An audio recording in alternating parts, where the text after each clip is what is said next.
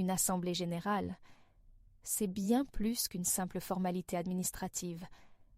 C'est un moment clé où les membres peuvent s'exprimer, poser des questions et obtenir des réponses en toute transparence.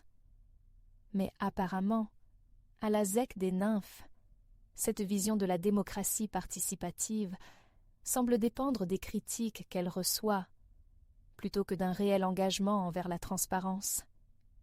Initialement, il était demandé aux membres d'envoyer leurs questions par courriel, avant même d'avoir pris connaissance des sujets qui seraient abordés lors de l'Assemblée. Une absurdité évidente. Comment poser une question pertinente sans avoir d'abord entendu les informations présentées? C'est grâce à l'intervention d'un membre sur les réseaux sociaux, mettant en lumière l'incohérence de cette approche, que la ZEC a finalement décidé de revoir sa position. Si ce changement est une bonne nouvelle, il n'en reste pas moins révélateur d'un problème plus profond. Cette administration semble gouverner sous la contrainte plutôt que par principe. Ce revirement montre que la voix des membres a un poids, mais il souligne aussi l'incompétence d'un conseil d'administration qui ne comprend pas spontanément ce qu'implique une assemblée générale.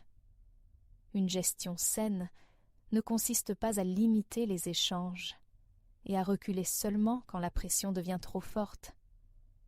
Elle repose sur un dialogue constant, une écoute proactive et une volonté sincère d'impliquer les membres dans les décisions qui les concernent.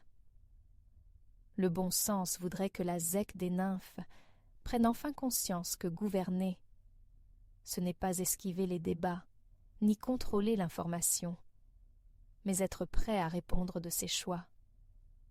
Et si elle ne le comprend pas, alors il appartient aux membres de s'interroger sur la pertinence de maintenir en place un conseil qui ne saisit pas l'essence même de son rôle.